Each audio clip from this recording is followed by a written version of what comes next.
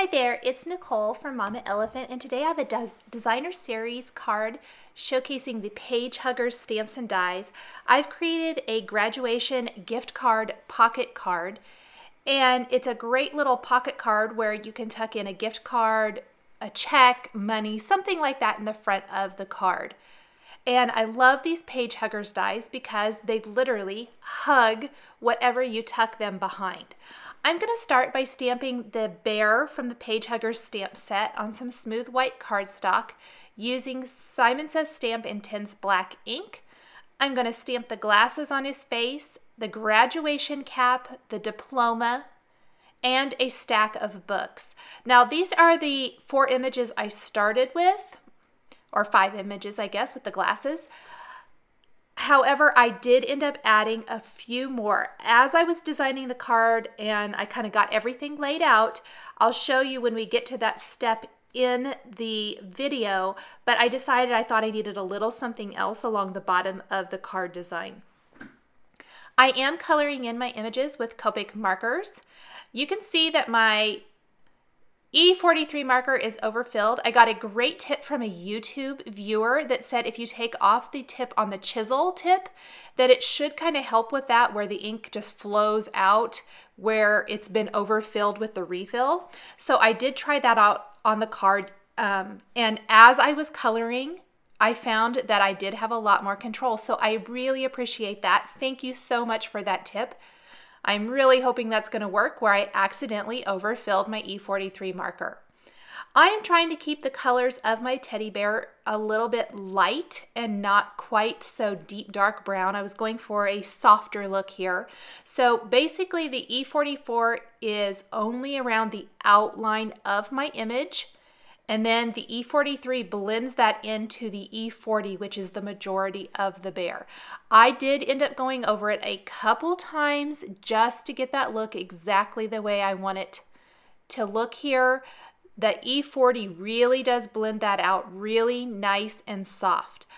I did color in the whole image. If you don't really care about that and know that what you're tucking it under isn't going to show, I really wouldn't have needed to color in the feet on this image. I, in fact, put adhesive on them to hold the bear to the front flap of my card.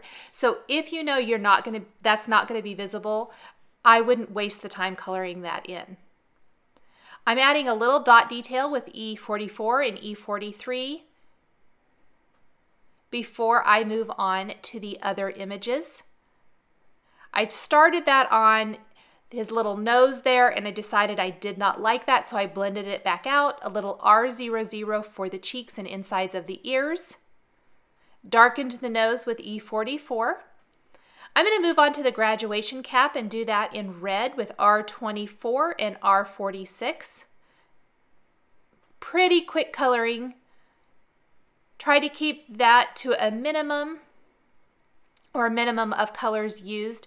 The stack of books is the only thing that really has a ton of color on this, and that's just because I really wanted it to stand out. The tassel on the graduation cap, I did pull in a little bit of blue. It's pretty teeny tiny, so I tried to keep just the tip of my brush tip of Copic marker on those little stripes. It's blue and red striped. Gonna start with my stack of books, again, starting with red and blue, trying to keep to that same color scheme. But I definitely thought it needed more than just red and blue for the stack of books to add interest to it. So I will pull in some yellows, a little orange, some grays to kind of ground it all out and get those all colored in. Just adding a little yellow with my Y08 and Y18. I used only about 2 shades per color. Again, keeping that coloring pretty simple and easy. Little orange here with YR04 and YR09. Cool grays for one of the spines of the book with C6 and C8. And then I'll finish the rest with some reds and yellows and a little bit more gray. For the diploma, I wanted it to basically be white, but I don't want to leave it stark white. So I will use some very, very light cool grays, but I want the little label to have some color to it. As it ended up, a lot of that is covered by the bear's paw just because I thought the placement worked better that way, but at this point I didn't know that, so I colored in the label with a little red, blue, and gray. And then I'm taking my light grays just from the center there and flicking them out and blending it out with C00.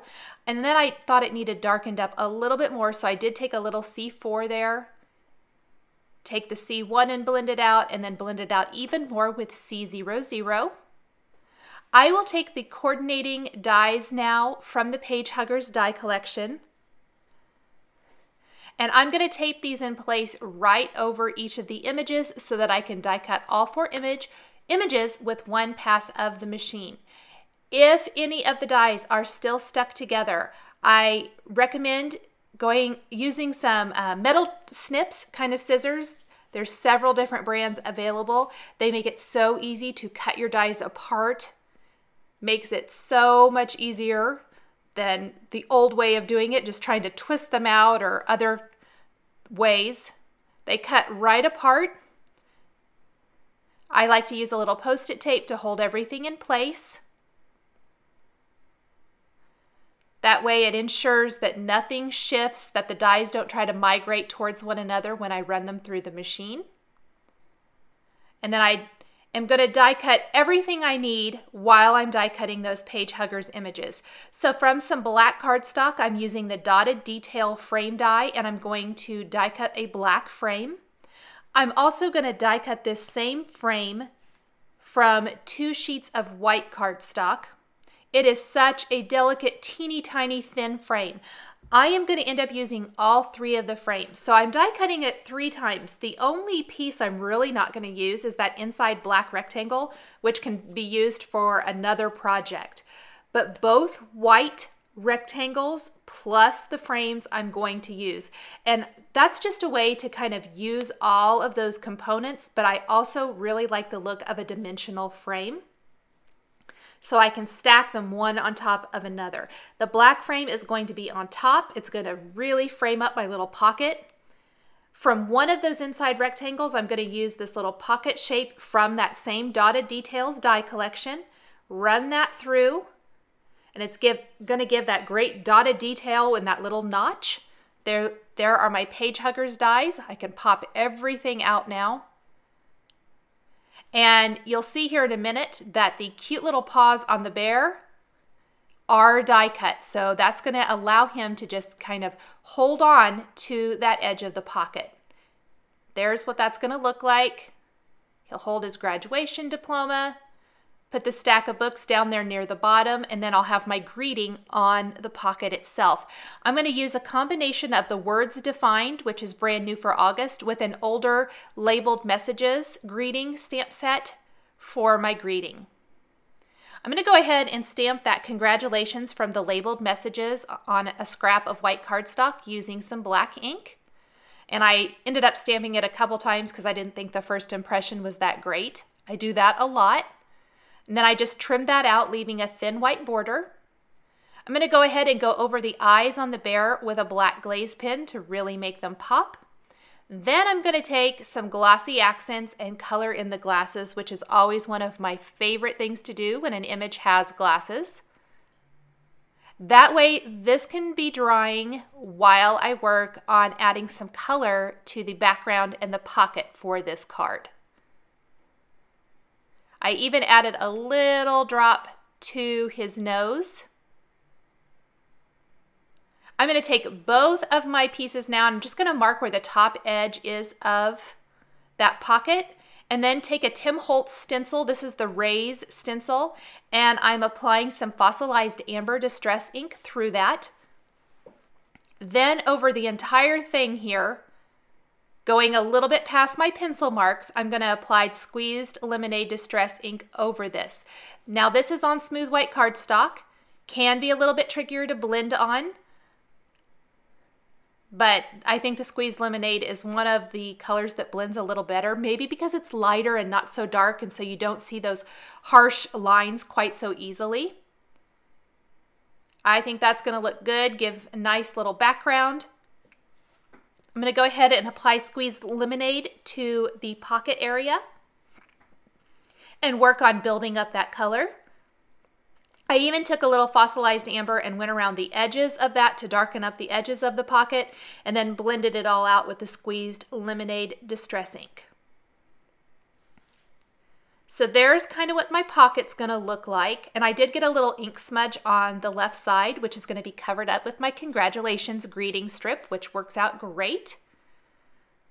I'm going to stamp the amazing greeting from Words Defined right on that pocket.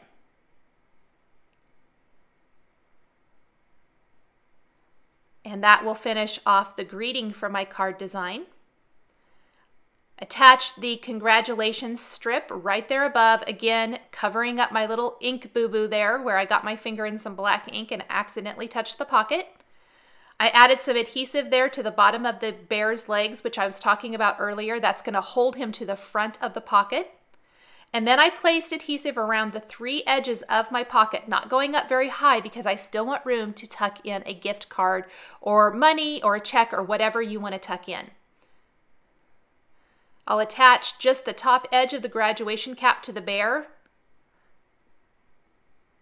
and glue the diploma under one of his paws so it looks like he's holding on to the pocket and his diploma. I did stamp 2 pencils and an apple from the Page Huggers stamp set on smooth white cardstock. I'm coloring those in with some Copic markers. R00 and 20 for the eraser. For the black there on the tip of the pencil and around the top, that's C6 and C8. A little E40 and E44 for the lead, or not the lead, the kind of wood around the lead, pardon me. And then for the pencil itself, Y08 and Y18. I did not even go back and do any blending. Those colors all blended really nicely on their own. The apple is R24 and R46, same 2 colors that I used for the graduation cap. I'll do a little brown, the E44 for the stem, and a couple colors of yellow-green for the leaf. And then I'll die cut those pieces as well. And I'm attaching those with some Zotz Bling glue dots. Trying to figure out the best way to attach those there. Frame up the corner of the card. I'm going to sit that apple on one of the pencils. I'm placing the adhesive right on my top fold card base, attaching that middle rectangle piece and then drawing a line of glue around all 4 sides. And I'm going to stack those 3 dotted detail frames one on top of another right around this image. They're so skinny that I like to place that rectangle first to make sure I get it centered, or I just kind of eyeball it. And then I can glue the frames around it, and it really gives it something to kind of hold on to, if that makes sense. And that way my frame stays nice and straight. I will finish with the black cardstock dotted detail frame. And that's going to create some nice contrast and really make that stand out from the background. A little white gel pen on the apple for a highlight. Adding some little dots of Ranger Multi-Medium. And I will finish with a sprinkling of Pretty Pink Posh Gold Star confetti. This is the little mini confetti. I'm using this quick stick tool to pick them up and place them around my card. Make sure all of that is really good and dry. And then I didn't have a gift card, so I just tucked a little piece of paper in there the size of a gift card to show you what it looks like. Thanks for joining me for this card showcasing the Mama Elephant Page Huggers Stamps and Dies. The supplies I've used to create this card are listed and linked below the video here on YouTube. Here are a couple more videos showcasing the Page Huggers Stamps and Dies that you might be interested in. Thanks for watching, and we'll catch you next time.